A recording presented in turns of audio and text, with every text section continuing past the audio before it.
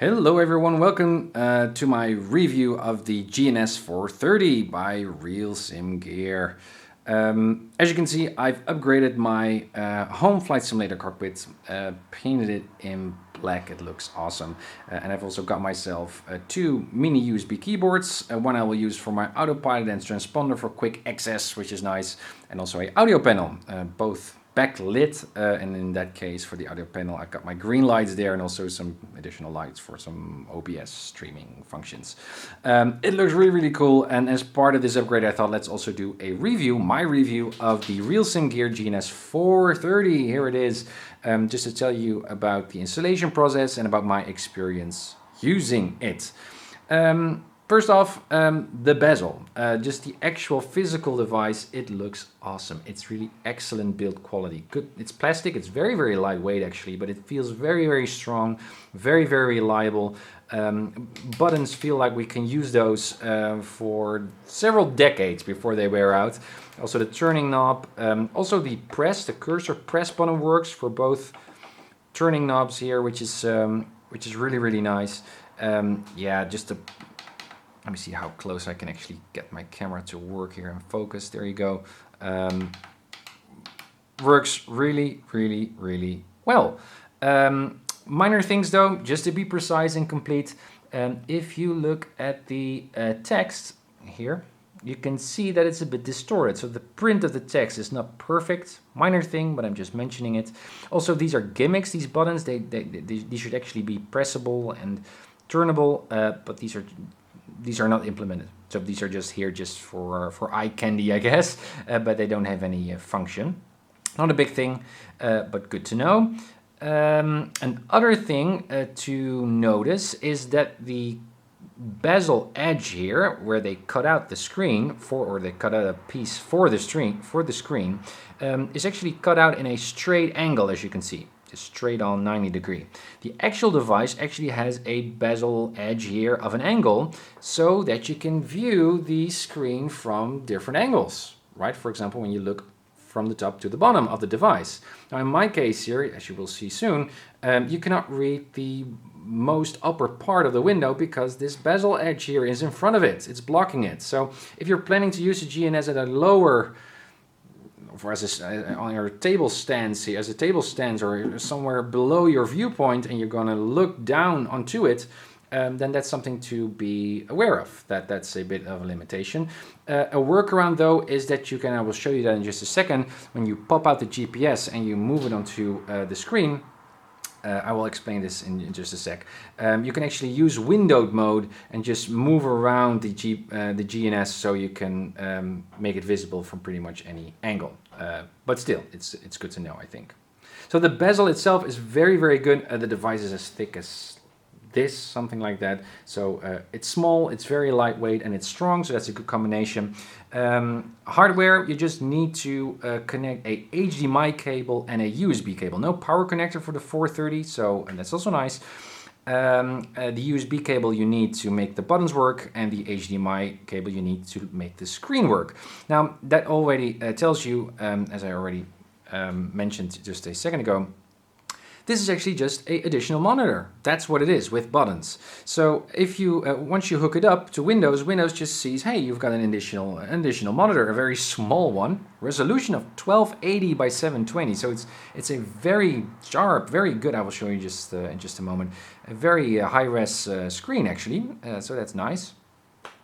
But it just recognizes it as an additional monitor, and what you do is you pop out any window, but in this case the 430 window there, you pop it out, make it turn it into windowed mode, and you just move it to that screen and maximize it, and there you go. Also nice to know is that that the X-Plane remembers your repositioned window. So after you did that, every time you start up X-Plane, you don't need to reposition the window each and every time. It just remembers that it should be there, which is nice. So in that case, you never have to think about that ever again. Also in terms of software, RealSimGear has now made its own plugin. So you just move the plugin to the plugins folder of X-Plane, and you hook up the device, and it works out of the box. Plug and play. That's really nice. When I bought the device just a few weeks ago, I needed to install all kinds of software and upload drivers to the device. They all fix that, so it's that's a great improvement. So quick install, very, very basic. Now let me show you how this works. As you can see, the GNS is actually on, but yeah, this is just my desktop on my third monitor, which is totally black, so you don't see anything. So what you do, I can show you the plugin just very, very quickly. RealSimGear GNS, so you can see connected hardware there, and you can see, well, hey, here's the GNS, wonderful. And you can connect and disconnect, but you never have to look at this ever again. Yes, I will talk about Reality XP in just a second. So this is the default GNS, right, in the 172. So you click it, and the first instruction that RealSimGear gives you that I already completed is to remove the bezel image from that pop-out GPS, GNS430 or 530, whatever you're using, because you don't need that bezel. You just need the interface itself, so you can move that to that screen, right? You don't need the buttons because you already have those here. So you remove that image or replace it by some transparent image. I don't know what they do. And then you can see here with Explain, there's a windowed icon there. So there you go. Let me look at the screen here. You move it around, and in my case, I put my third monitor there to the left. No, that's not what I want. Click again. Let me see. Click. There we go. Windowed mode. Sorry, guys. Minimize it just a tiny bit. Move it. Let go. Is it already? Yeah, it's already here. Let me see if I can coordinate this. Where's my mouse? There's my mouse. Yeah. So yeah, moved it on to that third monitor in my case, and I just hit maximize, and there you go. It's as simple as that. Now I was required, or in my case, I don't like to see the Windows start bar here at the bottom, so I made that automatically hide. So you got a full screen here, which is really, really nice. And yeah, there you go. And now the buttons already, they should work. Yeah, you can see. Very quick. And yeah, that's the first thing I'm going to talk about, if you're already noticing it. So we're using the default GNS, right? So we move it, it's pop-up, it's very, very basic. But if you use the default GNS by Explain, there is an important limitation that you should know of before you buy this product. The swap button is not reliable. You can see some of the presses don't get a response, don't get a swap in the frequency, which is an important thing, especially if you're a Pilot Edge pilot and you are relying, very much relying on this swap button. You'll be hitting this button all the time. So that's a bummer. When I got the device, I thought, oh my gosh, this is a hardware problem, but it's a software problem, and I will show you in just a sec.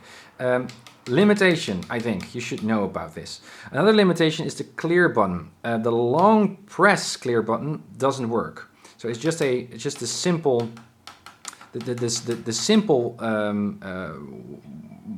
once press that works, but the long press doesn't work. Now, I should say doesn't yet work. RealSimGear knows about this. They're talking with Explain to fix this. It has to do with data commands and interference and stuff. So they are working on this. So I'm sure this will be fixed. But know that if you buy the product on this date, around this date of publishing this video, you know that that's still an issue. But especially this one, the flop one, I think is very, very important to know. You could be disappointed if you're only flying with the default GNS. Now, I'm not flying with the default GNS, I'm flying with the, let me just remove this one away. I'm flying with Reality XP, the GNS, and I've got both products for the 530 and the 430, but I'm using the 430. There you go, and now it just updated, and so here you go. We now have the Reality XP interface. Now, what's Reality XP? If you don't know, go search for it. It's a product where you can use the actual, pretty much the actual interface of the real world Garmin interface. So you've got much more pages, some nice startup screens and stuff. The only disadvantage, which you again should know, is that the Reality XP is so real that it uses the actual Garmin database, nav database. So Navigraph and stuff doesn't work. You need the actual Garmin database. And the stuff that they supply with it is the trainer navigation database, which is dated from 2007. So you don't have the actual navigation data. So you need to buy the actual Garmin database and install it here in Explain to get an updated version, which I did. But yeah, that's a consideration that you should know. So again, that's a bit of a limitation. Anyways, I click it. Same drill. I already set in the settings to remove the bezel image. So now we just say GNS430, let's pop out. Now, there you go. Same drill. Move it around. It shows up at my third screen, and now I need to find my cursor here. Yeah, there you go. So I move it around. I can keep it in window mode, but that's not what I'm going to do. Full screen and done. And from now on, Explain will just remember that I did this, and every time I boot up Explain, there is my RealityXP GNS window. And in the same way, it just works fine. You can see the nice boot up windows. This is so cool. Made available by, made possible by the RealityXP software. Now, there's one huge advantage currently of using RealityXP. The COM switch button works seamlessly because there's some kind of other data command thing going on here. So again, this is software, nothing to do with hardware, but you should know about this. Unfortunately, the long press clear button also doesn't work here with the RealityXP. Again, it has to do with software. I'm hoping that they will improve this, fix this very, very soon. Yeah, and that's about it. That's how I use the device. So I'm using the GNS430 by RealityXP and using that software in combination with the RealSimGear product bezel thing, and that makes it all tick in my case. So yeah, for me in this setup, it's a 9 out of 10. I would say the only thing that bothers me a bit is that long press clear button that doesn't really work, and the bezel edge here. So when I'm full screen, if I look like this, you can see you cannot. I mean, you can barely see both frequencies, COM frequencies, but especially with the flight plan page, for example, it becomes a bit harder. Now, it's not a big problem. Again, 9 out of 10, but I've also decided to use windowed mode and just tuck it down just a bit so I can read everything, but I don't think that's really, really pretty. So I'd rather fly here with full screen. I'll maximize the window here. Yeah, anything else that I'd like to say about this? Well, just give me, let me just give you some close shots here of the GNS. So it's fine. Again, the device is about this thick, which is nice. Buttons, I cannot really zoom in that much. It's actually quite a tiny device. Let me put my hand here so you can see, kind of have an idea of how big it is, or how small it actually is. But it's the actual dimensions of the real GNS. The only thing is that bezel edge there of the window from the screen, which is too straight. But if you just look at the general build, it's just awesome. I think it's really, really awesome.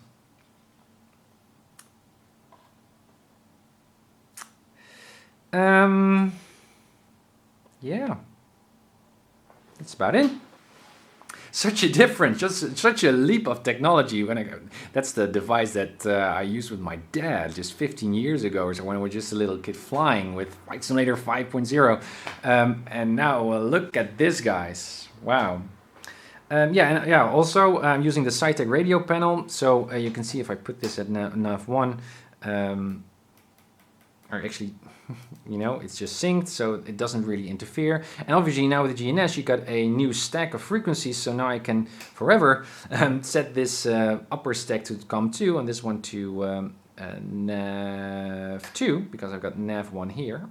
So COM1, nav1, and there COM2 and nav2. Which is also nice. So if you buy this device and you already have the Cytec radio panel, you got some additional frequencies there, and you have a much quicker overview.